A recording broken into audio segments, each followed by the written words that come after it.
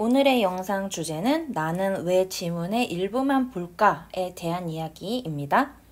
지문의 일부만 볼까라는 거에서 내포되어 있듯이 지문의 일부만 보고 오답을 작성하는 상황이 벌어진다는 얘기겠죠? 그래서 시험장 밖에 나왔을 때 아까는 왜 그렇게 생각했지? 지금 보니까 다르게 보이는데 이런 경험을 해보신 적이 있을 수 있습니다.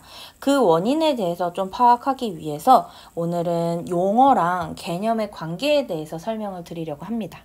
여기 화면에 보이듯이 통마늘을 제가 가지고 왔는데요. 통마늘도 보이고 점인 마늘도 보이고 다진 마늘도 보입니다. 여기에서 제가 얘기를 해드리고 싶은 것은 이게 용어라는 거고요. 이게 이렇게 해가지고 이 흐름으로 개념이 만들어진다. 유아의 발달 특성에서 그거 생각나시죠? 보존 개념. 보존 개념의 내용을 한번 생각을 해봤을 때 어떤 형태가 이렇게 변한다고 해도 근본적으로 무언가는 보존이 된다는 거죠. 예를 들어서 이런 동그란 점토가 있어요. 이걸 점차 이렇게 손으로 누르게 되면 어떻게 돼요? 이렇게 되는데 유아기의 아이들은 어떤다고 했죠? 선생님 줄어들었어요. 작아졌어요. 혹은 커졌어요. 이제 넓이를 이렇게 됐을 때 커졌어요 라고도 할 수 있고 보존 개념이 있는 아이들은 어떻게 된다? 이렇게 누른 다음에 다시 이렇게 돌아와도 원래의 양은 보존된다는 개념 자체를 알고 있다는 건 거죠. 같은 맥락에서 용어와 개념도 용어에서 개념으로 통마늘에서 점차 점인 마늘, 다진 마늘로 되어갔을 때 이거 자체가 변하지 않고요. 이 용어의 핵심이 개념에도 계속 보존이 되어 있습니다. 그래서 개념이 다시 용어화 됐을 때도 그 안에 있는 맥락, 그 개념은 내포되어 있는 거다. 보존 개념을 인식하셔야 됩니다. 여기에서 용어와 개념 따로따로 생각하는 게 아니라 이게 연결되고 변하지 않는 성질이 있다는 걸 인식하셔야지만 암기를 할 때도 훨씬 수월하게 암기를 하실 수가 있고 문제를 풀 때도 자꾸 내가 지문의 일부를 보고 맥락에서 벗어난 다른 답안을 쓰는 현상을 예방을 할 수가 있는 것이죠. 자, 여기를 한번 보겠습니다. 옆에 통마늘, 제가 용어라고 했죠. 용어는 이렇게 하나의 좀 큰 알맹이로 존재를 합니다. 그래서 예를 들어서 자기중심적 사고라고 하면은 이거를 점차 점이는 거예요. 점이면서 이걸 다지는 과정이 개념이 만들어지는 과정이다라고 생각하셔야 됩니다. 그렇다는 건 뭐냐면 이 다진 마늘이 이 통마늘의 특성을 벗어나지 않는다는 거예요. 그렇기 때문에 이게 핵심인 거죠. 이게 마늘의 핵심이고 이 마늘의 핵심은 아무리 다진다고 한들 그게 통마늘 외의 것으로 뭔가 변화되지는 않는다는 거죠. 그 맥락에서 자기중심적 사고를 점차 점입니다. 점이는 건 어떻게 하는 거냐면요. 풀어내는 거예요. 요거를 좀 이렇게 그리고 중심적 사고 이렇게 안에 용어에 있는 것을 점이는 느낌이에요. 점인다는 느낌. 그래서 점인 걸로 상황을 설명을 합니다. 이거 자체로 문장을 만들어 보는 거예요. 자기가 중심이 되어서 생각하는 것. 이렇게 점이었으니까 아직 완전히 다지진 않았으니 개념이 완전히 풀어서 나타나지는 않았을 거다라는 거 인식이 되시면 됩니다. 그리고 여기에서 좀 더 이제 다지는 거예요. 다졌을 때 그러면 이 중심적인 핵심에 덧붙여서 이제 드러나는 것들이 있는 거죠. 자신과 동일하다고 생각하는 것. 자신과 동일하다고 생각하는 건데 동일하다는 게 결국에는 자기가 중심이 돼서 자기랑 나랑 똑같이 생각할 걸 이렇게 이제 생각을 하는 거죠. 근데 그게 무엇을 자신과 동일하다고 생각하는 거지? 요렇게 좀 더 점여서 다져서 요게 좀 더 반영이 되는 거죠.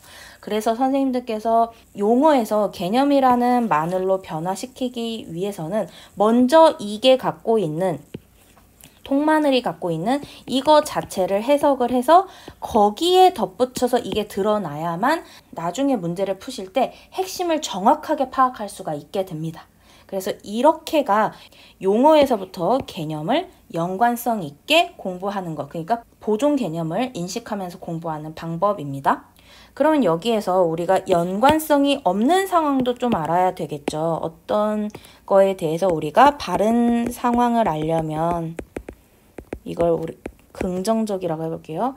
그러면 잘못된 상황도 알아야 되겠죠.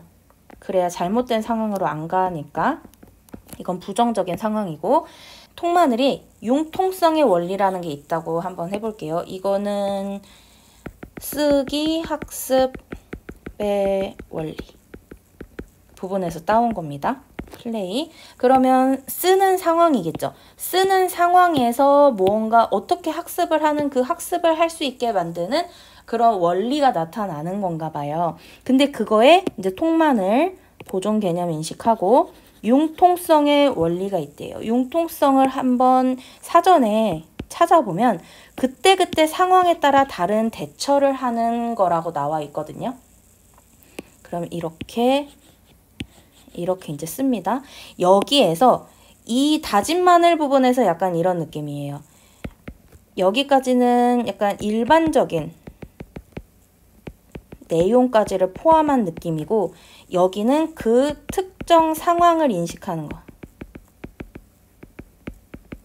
상황적 맥락을 인식하는 거. 이게 무슨 말이냐 하면은 쓰기 학습의 원리니까 여기에서 어떤 대처가 있는데 그 무수한 대처들 중에 상황에 따라 다른 대처 중에 이 융통성의 원리는 쓰기 학습, 쓰고 있는데 누가 쓰고 있을까요? 유아가 쓰고 있죠. 유아가 뭐 어디에다가 무언가를 쓰고 있는데 그때그때 상황에 따라 다른 대처를 쓰기를 할 때 어떤 상황이 있을까? 쓰는데 계속 달라지는 거죠. 그때그때마다 무엇이 달라진다? 쓰는 그 글자가 달라진다라는 그 특정 상황적 맥락으로 이렇게 이제 여기에서 좀 더 다져져서 그렇게 나타나는 거예요, 개념이. 그러면 여기에 반영이 되는 게 그때그때 상황에 따라 한 번도 보지 못한 새로운 글자들을 만들어내는 원리. 여기를 그때그때 상황에 따라 다른 대처, 그때그때 상황에 따라 다른 대처를 쓰기를 할 때 다른 대처가 뭔데? 상황에 따라 다른 대처가 뭔데? 한 번도 보지 못한 새로운 글자들을 만들어내는 상황으로 한 번 더 우리가 맥락을 적용해서 만들 수가 있는 것이죠. 그래서 개념이라는 건 이 통마늘에서부터 다진 마늘로 이루어지는데 그 다진 마늘에 들어올 땐 어떤 게 반영이 된다? 특정 상황적 맥락. 여기에서 그냥 이렇게 다른 대처가 그냥 이렇게 들어오는 게 아니라 이렇게 내가 해석을 했는데 그러면 좀 더 맥락을 반영하면 어떻게 되지? 여기까지 하는 게 보존 개념을 인식하면서 공부를 하는 개념 학습 방법입니다.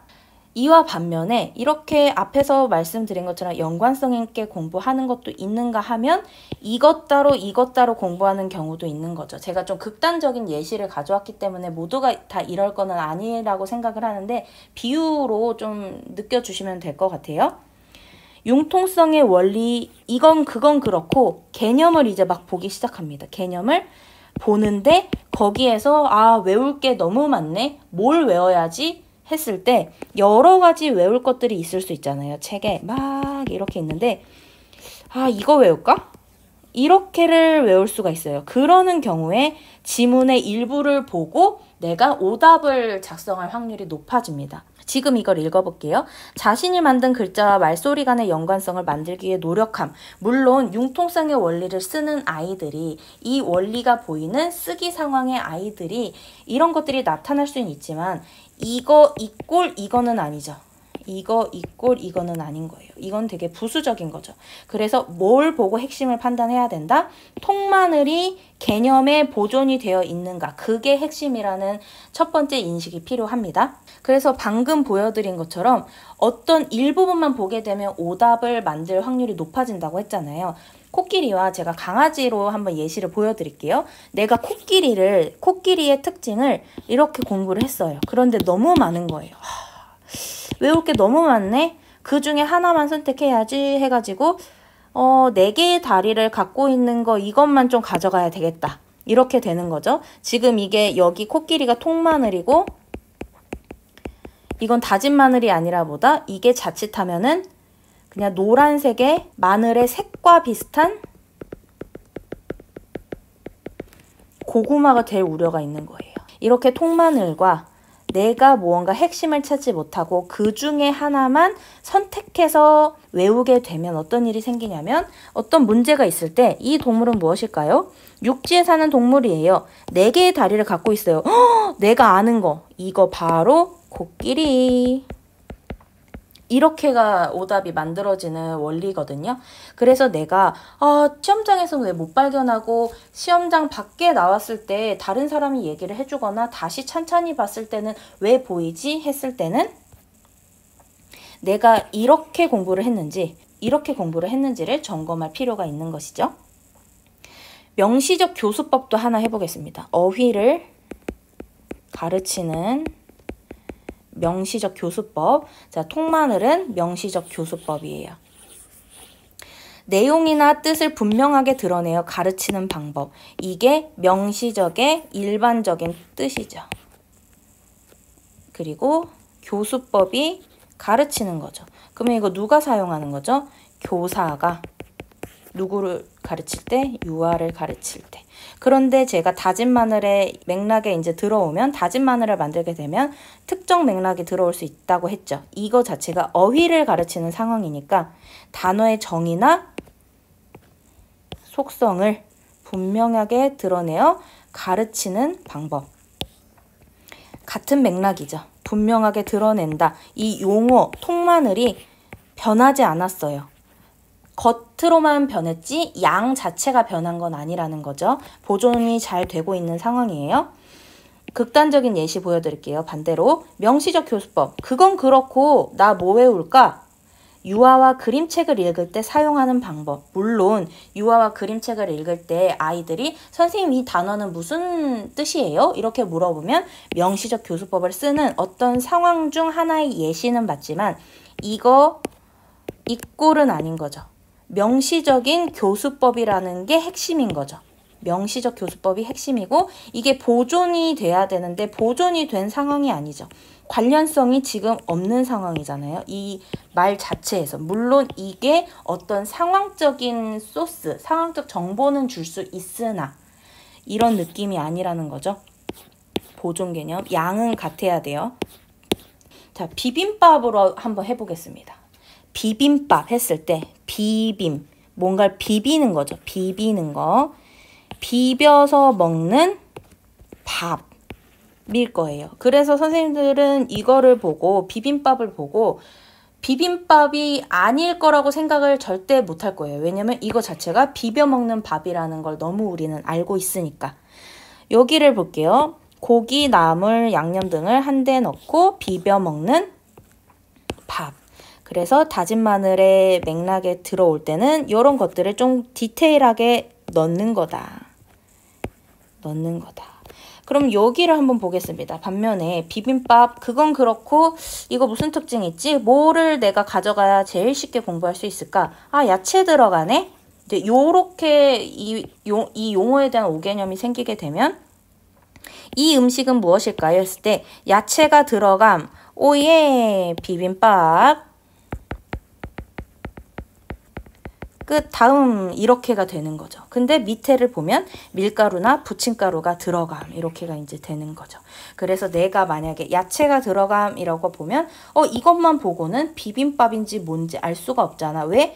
비벼 먹는다는 상황을 설명해주는 소스가 없기 때문에 비빔밥이라고 우리가 할 수 없고 그 밑에를 읽으면 비빔밥은 밀가루나 부침가루가 들어가지 않죠. 그러면 우리가 부침가루면 부침개 만들 때 사용하는 거 얘기를 하는 걸까? 이렇게 유추해서 밑에 지문을 읽어 내려갈 수가 있는데 내가 지문을 자꾸 일부만 보고 이렇게 판단하는 것은 의지의 문제도 아니고 내가 열심히 해야지 끝까지 읽어야지 그런 문제가 아니거든요. 그거는 근본적으로 어디에서 잘못됐을 수 있다? 이렇게 공부를 안 했을 수도 있다라는 거 한번 점검을 해보시고 마무리로 개념을 정리를 하실 때 내가 어떻게 공부하면 좋을지 놓친 부분이 있다면 반영하면서 마무리 지으면 좋을 것 같습니다.